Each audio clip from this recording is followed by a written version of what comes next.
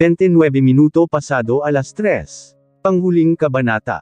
Hindi ko namalayan tumutulo na ang mga luha ko, pumasok muna ako sa classroom ko. Doon inilabas ang sakit, hapdi na nararamdaman ko. Sobrang bigat ng loob ko. Para na nga akong mababaliw, natigilan ako sa pag-iyak nang mag-ring yung phone ko. Nakita ko ang pangalan niya sa screen, dahil sa sama ng loob na nararamdaman ko ay hindi ko sinagot yung tawag niya, gusto ko siyang singhalan para sumbatan sa lahat ng mga ipinangako niya sakin. Pero nawalan ako ng lakas, tanging pag-iyak lang ang gusto kong gawin hanggang sa gumaan ang pakiramdam ko. Hindi pa ako handang kausapin siya, dahil sobrang sakit na, nasasaktan ako sa ginawa niya sakin. Naisip ko agad na umuwi kay Rose kasama si Renz, hindi ko kayang makita ang pagmumukha niya. Pinugbog niya ng husto ang puso ko heto. Ayaw ko siyang makasama o makausap. Dahil sa kawalang hiya ang ginawa nila ng Shine na yun. Nakalimang missed calls siya sakin, wala akong balak sagutin ang mga tawag niya. Nang tumila na ang mga luha ko ay nagdesisyon akong puntahan si Ren sa room niya, buo na ang desisyon ko, hindi kami uuwi sa mansion na yun. Akala ko kasi totoo na lahat ng ipinakita niya sakin. Na hindi niya na ako sasaktan pa ulit. Nababawi na siya, hindi niya magawang magpakasal sa iba kahit pa sabihing fake. Pero hindi niloko niya ako. Ginawa niya akong tanga. Habang naglalakad ako pakiramdam ko hindi nakaapak ang mga paa ko sa sahig, tila ba lumulutang ako sa kawalan. Pagdating ko sa room ni Renz ay iilang mga classmates na lang ang mga yaya nila ang nandoon. Nakasalubong ko yung advisor nila and I asked her if my son is still inside. But she replied, nakaalis na daw. Malinaw kasi ang bilin ko sa yaya niya na hintayin nila ako, tinawagan ko siya agad naman niyang sinagot. Pero kinabahan na lang ako bigla nang marinig ang boses niyang nanginginig saka umiiyak. Hindi ko siya makausap ng matino kaya dali-dali akong naglakad pabalik. Pero papaliko na ako sa isang daan nang makita ko siya na tumatakbo papasok sa back gate. Agad ko siyang sinalubong. Hindi ko na mabilang ang kabang naramdaman ko dahil hindi niya kasama si Renz. Jane ang anak ko. Pero ganun na lang ang kabang lumukob sakin nang mapaiyak siya. Sorry ma'am, pupuntahan ka sana namin sa room mo pero may lalaking lumapit sa amin, sinabing bagong driver siya ng family. Nang makasakay na kami sa kotse ay bigla na lang nila akong tinutukan ng baril. Saka tinulak, nanginginig na paliwanag niya. Muli akong napahikbi, binalot ako ng kakaibang takot.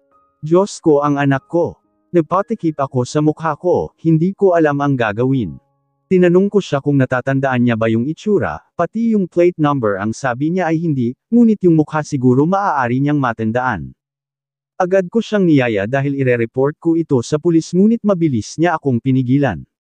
Ma'am, sorry po, kasalanan ko, hindi ko kasi kinilala agad, akala ko kasi totoong bagong driver siya ni na Sir Terence. Nang hina ako ng gusto para na akong bibigay, napatingala ako sa langit. Nalihim na nanalangin na sana ay walang masamang mangyari sa anak ko. Ayoko nang pag-alitan siya dahil alam kong nagkamali siya kaya mabilis ko na lang siyang niyaya, kailangan naming humingi ng tulong sa mga pulis. Nanginginig ang mga kamay ko nang hinanap ang pangalan ni Terence sa phone ko, agad ko siyang tinawagan ngunit out of coverage siya. Pwedeng lockerin ang police station kaya napalakad takbo kaming dalawa ni Jane. Nicole, biglang may tumawag sa pangalan ko. Napahinto ako, napalingon ako. Nakita ko si Sandro na kumakaway sa kabilang lane ng daan, napahinto siya, napaisip ako na baka pwede niya kaming tulungan. Sandro! Tawag ko sa kanya akmang maglalakad na kami nang bigla-bigla na lang. May humantong isang van sa mismong harap namin. Nicole! Sigaw ni Sandro ngunit mabilis akong nadala ng isang lalaking may suot na takip sa mukha, nagpumiglas ako ngunit malakas siya agad niya ako naisakay. Narinig ko pa ang malakas na pagsigaw ni Jane ngunit naisara agad ang pinto saka mabilis na tumakbo ang kotse. Napasigaw ako, nagpumiglas ngunit marami ang pumipigil sa akin, hanggang sa may tumakip na lang bigla sa bibig ko. Naamoy ko ang kakaibang amoy, bigla na lang akong nahilo pati dumilim yung paligid ko. Unti-unti kong iminulat ang mga mata ko, blurred pa yung paningin ko.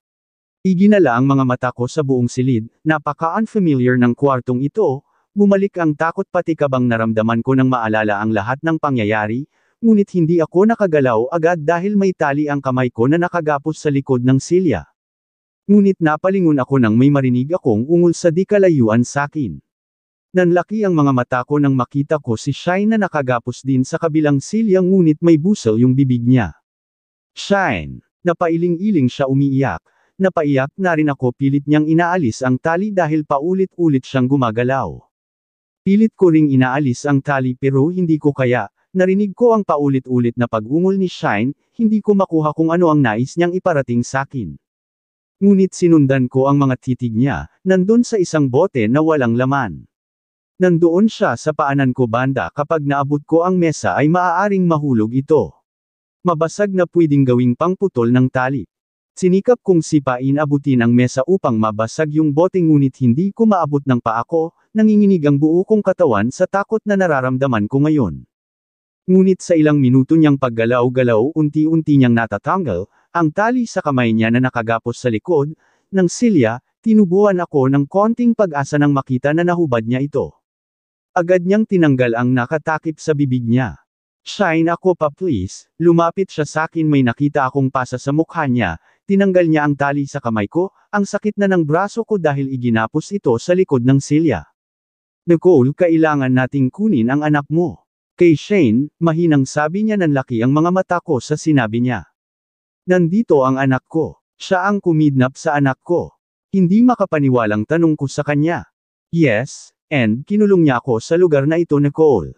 3 weeks ago. And ginaya niya ang mukha ko. Umiiyak na sabi niya, nabigla ako sa sinabi niya.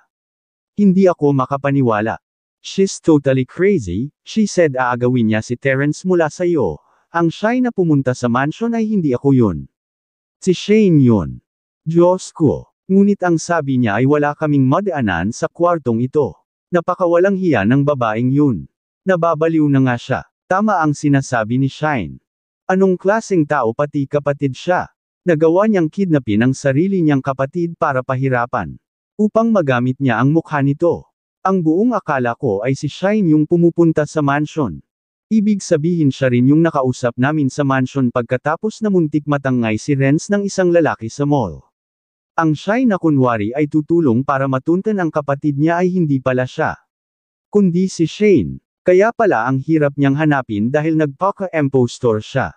Anong gagawin natin? Kailangan kong mailigtas ang anak ko Shine, nanginginig kong sabi. Napahikbi siya na patitig ako sa braso niyang may iilang pasa na rin. I don't really know what to do Nicole kailangan muna nating mabuksan, ang pinto ba't nasa labas ang lock, nagkatitigan kami nang may narinig kaming ingay mula sa baba. Napaalarma kaming dalawa na hindi namin alam ang gagawin. Nanlaki ang mga mata ko nang muli niya akong tinalian. Anong ginagawa mo? Huwag kang maingay kailangan natin paniwalain si Shane na nakatali pa rin tayo, may masama siyang binabalak she's not my sister anymore. She's totally a desperate demon. Mabuti na lang mabilis ang pagkilos niya muli siyang bumalik sa inupuan niya kanina, unti-unting bumukas ang pinto napatingin ako sa taong pumasok. It was Shane, muling nabuhay ang kakaibang galit sa puso ko para sa kanya, bigla ko na lang naalala ang lahat ng mga kahayupang ginawa niya sakin mula noon. Siya ang dahilan ng lahat ng paghihirap ko. Wala nga siyang kasing sama. Hi Nicole, how are you? Nakangisi niyang sabi sa kasinaman ko siya ng tingin. Hayop ka Shane, nasaan ang anak ko? Galit kong tanong sa kanya. Ngunit wala akong ibang narinig kundi ang nakakarindi niyang pagtawa. Relax maglalaro pa tayo okay? And, then kapag natalo kita sa larong ito akin na si Terrence okay ba yun?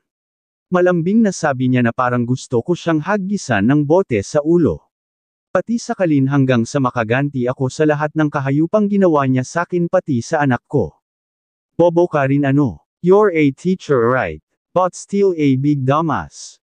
That's why kinausap kanina ay para mapadali ang pagkidnap sa anak mo, hindi mo alam yun kasi nga wala kang utak. And now, I will make sure na mapapasakin na si Terrence yun ay kapag nawala ka na. Muli siyang ngumisi sakin. Desperada ka na talaga ano? Kahit mapapasayo siya Shane hinding-hindi kanya mamahalin dahil napasinghap ako nang bigla na lang niya ako sinampal. Muli niya pa akong sinampal sa kabilang pisngi kaya napadaing ako. He's mine hayop ka mang-aagaw ka. Isinusumpa ko. Hindi kayo mabubuo magiging masaya. Kinapos ako ng hininga nang bigla na lang niya ako sinakal, Halos nawalan ako ng lakas, ngunit nagawa kong may galaw ang paa ko. Sinipa ko siya sa binti. Damn you, Nicole. Salot ka sa buhay ko, kailangan mo nang mawala pati ng anak mo. Nanlaki ang mga mata ko nang bumunot siya ng baril mula sa tagiliran niya. Pinalot ako ng matinding takot sa kakabang, ngunit nang akmang itutok niya na sakin ang baril, bigla na lang siya tumilapon sa gilid dahil sinipa pa siya ng sarili niyang kapatid. Let's go. Agad niya akong niyaya na taranta ako sa kabigla na lang napatakbo. Sabay kaming napatili nang ipinutok niya ang baril, ngunit mabilis kaming nakalabas ng pinto. Nanginginig ang mga tuhod ko habang palabas kami sa pasikot-sikot na daan. Muli kaming nakarinig ng putok ng baril saka mga tawa na tila sinasapian siya ng demonyo. You can't run from my bullet, Nicole, papatayin kita. Rinig kong sigaw niya. Habang nanghihinang nakatago sa isang malaking haligi. Magpapakita ka or papatayin ko ang anak mo. Mamili ka. Napatulo na lang ang mga luha ko nang sabihin niya iyon. Please stay. Mahinang bulong ni Shine sakin. Ngunit hindi ko na mapigilan ang sarili ko nang marinig ko ang isang boses ng bata na umiiyak. No. It was my son Renz. No. Please Shane, wag ang anak ko, nanghihina kong pakiusap. There you are. Pero pasensya ka na, Nicole, ha. Kailangan mo nang mamatay ngayon. Shane, wag na wag kang magkakamali. Natuod ako nang makita ko si Terence na may hawak ring baril. Nakatutok ito kay Shane, nasa tabi niya rin si Sandro. No. Hagulhol kong sigaw dahil tinutukan niya ng baril sa ulo si Renz. Shane, please itigil mo na ito. Umiiyak na sabi ni Shine. No. Hindi ako papayag na mananalo ang babaeng yan. And you, Shine. You know I like Terence since then, pero pumayag ka paring ligawan ka niya. Kaya sana mamatay ka na rin. Dapat sakin siya, hindi sayo, Nicole. Freeze! Ibaba mo ang baril mo. Sigaw ng bagong dating na pulis. Natatakot ako sa maaaring gawin niya sa anak ko. No. Subukan nyo lang lumapit dito. Papatayin ko ang batang ito. Damn it, Shane. Wag mong idamay ang anak ko. Galit na sigaw ni Terence sa kabilang side. Dahil kung tinanggap mo lang ako noon pa, Terence. Hindi na mangyayari ito. You know I love you, right? But what? Lagi mo akong tinataboy, hindi pinapansin. Mas pinili mo ang mang-aagaw na yan. Napahikbi ako dahil natatakot ako para sa kaligtasan ng anak ko na nasa mga kamay niya. Hindi ko kakayanin kapag mawala siya sakin, kapag napahamak siya. Please, we can talk about it, Shane, pakawalan mo lang ang anak ko. Napatingin ako kay Terence na ibinaba yung baril na hawak niya. No, niloloko mo lang ako. Magpapakasal na kayo. Dapat sakin ka lang, Terence. Akin ka lang. That's why we can talk about it. Pakawalan mo ang anak ko, ikaw ang pakakasalan ko, Shane. Panipik. Natigilan siya na patitig kay Terence, nasaktan ako sa sinabi niya, ngunit alam ko sa sarili ko na hindi ito ang panahon para intindihin ang nararamdaman ko dahil ngayon napagtanto ko na ang lahat. Na hindi nagsinungaling si Terence sakin about sa agreement. Gawa-gawa lamang yun ni Shane para sirain kami. Hindi. Nagsisinungaling ka, Terence. I'm not. Believe me, let him go. Sasama ako sayo. Napatingin ako sa kanya nang hindi makapaniwala. Really? And you were going to marry me, right? Pakiramdam ko wala na talaga. Siya sa isip niya, isa siyang literal na baliw. Yes, of course. I will. Come on, let him go. Gusto kong pigilan si Terence nang maglakad siya papunta sa pwesto ni Shane. Halos gusto kong tumalon sa tuwa nang nakatakbo si Renz papunta sa pwesto ko, ngunit parang pinagpira-piraso rin ang puso ko nang makita kong nagkayakap silang dalawa. Hayop ka! Nagwawalang sigaw niya, nakita ko na lang na nakaposas na ang dalawang kamay niya. Hindi ako magmamahal ng hayop, Shane. Mabubulok ka sa kulungan, sabi ni Terence. Ngunit tila nag-slow motion ang lahat nang mabilis na binunot ni Shane ang baril na nasa tagiliran ng isang pulis saka itinutok ito. Terence. Napasigaw ako na papikit dahil hindi ko kayang makita ang lahat ng maaaring mangyari. Putok ng baril ang narinig ko habang yakap-yakap si Renz. Nicole, tabi. Napamulat ako ng mata nang muli kong narinig ang iilang putok ng baril, basta ko na lang nakita si Sandro na nakaharang sa harap namin, unti-unti siyang napahandusay sa sahig. Sandro, nanginginig kong sabi, nakita ko ang dugo sa katawan niya. Parang naestatwa ako sa kinatatayuan ko, ngunit mas hinanap pa rin ng mga mata ko si Terence. Napahagulhol ako ng iyak nang makita ko siyang nakaluhod na maraming dugo habang nasa braso niya si Shine na punong-puno rin ng dugo sa katawan. Nandilim na lang bigla ang paligid ko. Ramdam kong ibigay na ang katawan ko. Nagising ako sa isang kwarto na puro puti lang ang nakikita ko, ngunit naramdaman kong bigla na lang may yamakap sakin sa kahinalikan ako sa noo. God! You're awake, wife. Mabilis na bumalik sa alaala ko ang lahat ng pangyayari, bigla na lang ako tinubuan. Nang kakaibang kaba pati takot. Napatitig ako sa kanya ngunit wala akong nakikitang iba sa kanya. Okay ka lang ba? Panabaril Karen ba? Naiiyak kong tanong sa kanya. I'm fine, don't cry wife, buhay ako and I'm happy to know that you're safe now. Because you were bleeding nang itinakbo ka sa hospital, hindi ko kakayanin kapag nawala ang baby natin, napahikbi ako napayakap sa kanya dahil sa mga narinig ko. So muntik na pala akong makunan. Si Renz. Nasaan ang anak natin? Hush my wife, he's fine, don't worry na kay Rose siya. Take a rest, and don't think about that incident anymore, please don't stress yourself. Pero si Shine, si Sandro, nakita ko ang lungkot sa mga mata niya, nasaktan ako sa dahilang si Sandro ang nagligtas sa buhay namin ni Renz. Don't worry, they'll be fine, hindi pa ako nakatanggap ng balita tungkol sa kanila. But I'm sure they will be fine, let's just pray for them. After all, malaki ang utang na loob ko sa kanila. Shine covered up her body for me and Sandro did that too for you. Napakunot noo ako napatitig sa kanya. She did. Napatango siya sa kaniyakap ulit ako. Thanks to her, dahil kung nagkataon baka hindi ko na kayo makasama pa. But God is really powerful and kind.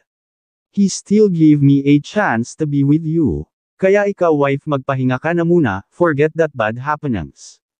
Si Shane, nahuli na ba siya ng tuluyan? Baka makatakas siya, susugurin tayo rito, kinakabahan kong sabi. No, she's dead, hindi ko alam kung matutuwa ba ako nang malamang patay na siya. Walang choice ang mga pulis kundi barilin siya, that's enough he said, pahinga ka na, wala nang maraming tanong, magpahinga ka na, okay. Napatango ako sa kanya ngunit bumabalik pa rin sa isip ko ang mga nangyari, lalo na nung makita ko siya na puno ng dugo sa katawan. Ikaw hindi ka ba nataman o nasugatan? Tanong ko bigla. Of course not, don't mind me. Napakunot noo ako na biglang kinabahan dahil may nasagi ako sa tagiliran niya. Terence. Nanlaki ang mga mata ko nang makita ang malaking bandage sa tagiliran niya. I am fine, don't worry, gasgas lang yan, pero mas napuruhan si Shine. Sinaman ko siya ng tingin pero nagpa-cute lang siya sakin na tila natural lang sa kanya ang mabaril sa tagiliran. Kung hindi ko pa nasagi hindi mo sasabihin. Inis kong tanong sa kanya. Ngumiti pa talaga siya sakin, ginawaran ako ng halik sa labi. I love you damn much. I'm sorry about that, ayoko lang na mag-alala ka pa. And I'm sorry if I'm late for rescue you. I failed to protect you but this time I promise that would never happen. Muli kong naramdaman ang mainit na yakap niya, kahit di niya pa sabihin ramdam na ramdam ko na secured ako sa mga braso niya, wala namang may gusto sa mag-aakalang mangyayari yun, hindi siya pumalpak sa pagprotekta sa amin. I really love this man, and I hope wala nang maninakit pa. Gustong manira sa pagsasama namin. Matapos ang trahedya, wala nang sasaya pa sa babaeng nakangiti. Nakasuot ng white wedding gown na nakaharap sa isang full-length mirror. Punong-puno ng kasiyahan ang mukha niya. Kaligayahan na hindi na mapapalis kailanman. And yes, I'm so very happy yet super nervous this time, habang inaayusan ako ay hindi na ako mapakali pa. Ngiting-ngiti sina Rose and Shine sakin nang matapos na akong ayusan. What a gorgeous woman, Rose said na pangiti ako, yamakap sa kanya pabalik. Thank you so much Rose, lalo na sa mga itinulong ninyo ni Shine, mangyak-ngiyak kong sabi. Ops, wala nang iyakan ito. It might ruin your makeup, just smile okay. Sobrang ganda mo ngayon, hirit pa ni Shine. And yes, thank God dahil ligtas sila ni Sandro, sobrang laki talaga ng utang na loob namin sa kanilang dalawa, dahil sa pagsagap nila sa buhay namin ni Terence. Maraming salamat guys, you're welcome, sabay pa nilang sabi. Kaya nagkatawanan kaming tatlo. There, bigla na lang pumasok ang ina ni Terence.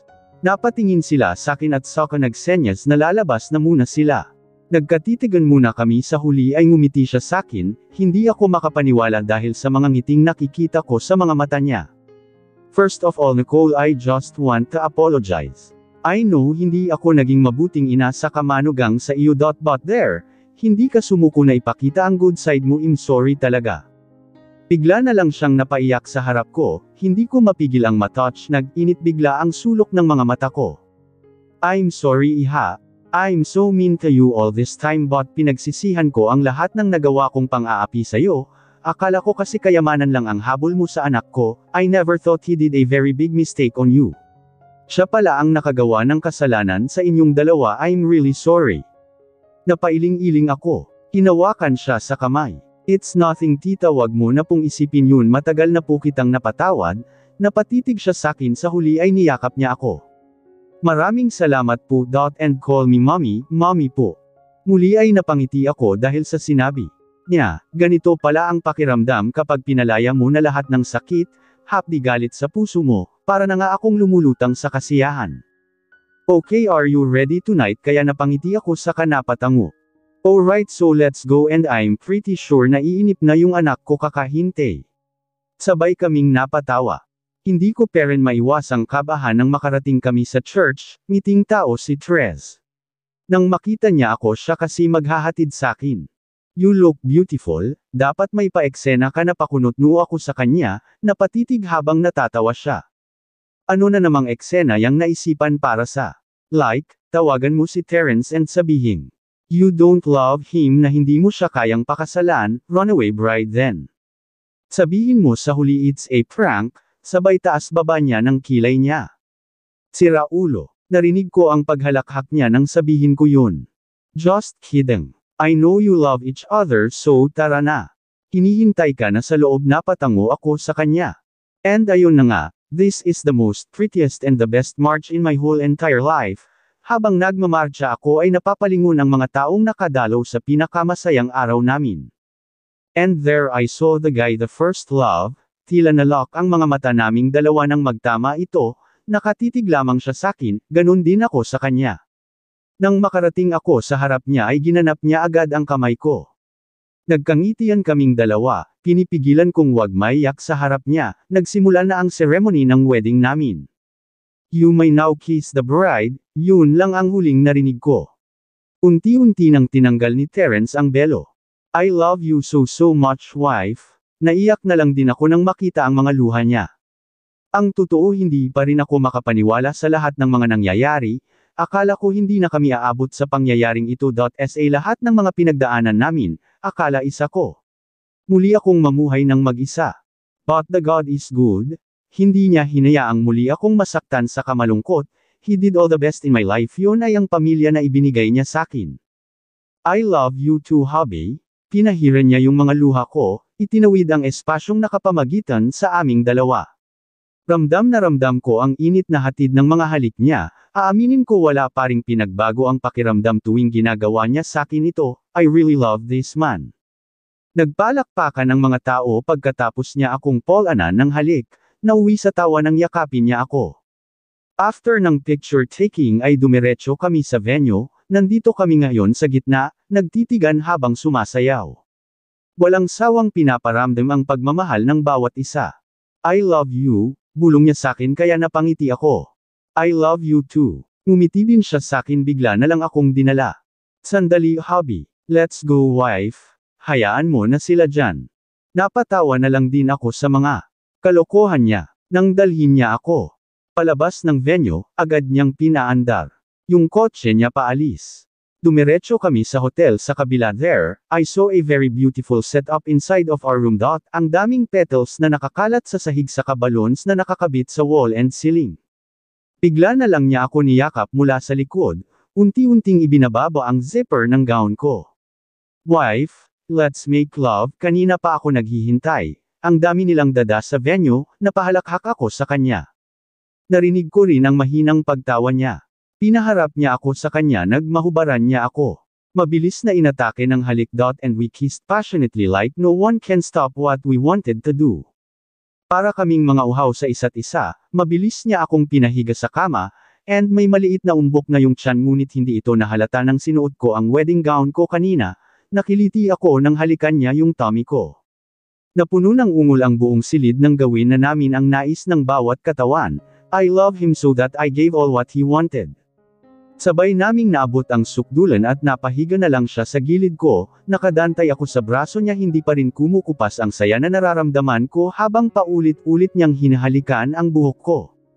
Thank you for everything, my one, thank you for coming in my life, wife. Napalingon ako sa kanya, nagkabanggaan ang mga tungki ng ilong namin. Hindi, salamat sa lahat Terence, ginawa mo akong pinakamasayang babae sa mundong ito. Hinimas niya yung kabilang pisngi ko, muli akong dinampyan ng halik sa labi. I love you, wife, and I promise you're the last woman in my life, aalagaan ko kayo ng anak natin. Aasahan ko yan, hubby. And I love you too. Ngumiti siya sakin, bigla na lang akong may naramdamang tumutusok sa hita ko. Napangisi ako sa kanya, nakita ko pang gumalaw ang panga niya. Okay, let's drop it, let's talk again later and just make love with me. Napatawa na lang ako sa kanya and we kiss again. Sa muli ay ipinaramdam namin sa isa't isa ang pagmamahal na tumubo sa bawat puso namin. Kailanman hindi ko pinagsisisihan ang mga naging desisyon ko sa buhay, dumaan man ako sa sakit sa pagdurusa ngunit worth it lahat ng iyon. Dahil sa pag-ibig na inilaan para sa akin. I love him, I love my son and the upcoming baby of us. And no matter what, I will do everything, just to be a good mother for them. Sa buhay may bida may kontrabida. Makakaranas ka muna sa mga pagsubok. Minsan sa mother-in-law or father-in-law. Hindi ka tanggap ng pamilya kasi akala nila gold digger ka, pera lang habol mo sa kanila. Yung iba sa tao na gusto. Ang tao na mahal mo. Gumagawa ng paraan para maghiwalay kayo. Hiwalay na may misunderstanding. Sa huli, if God destined you to each other, He will make way. You need from that mistake to make a lesson. Kailangan mong maging matatag, matapang, para harapin lahat ng pagsubok. After that you will know your worth as a person. Yan ang buhay ni Nicole bago naging masaya. Learn to forget and forgive. To make you fully happy. Embrace the past with love and containment. Sa aking mahal na listeners, thank you sa support, we love you all, ingat po kayong lahat.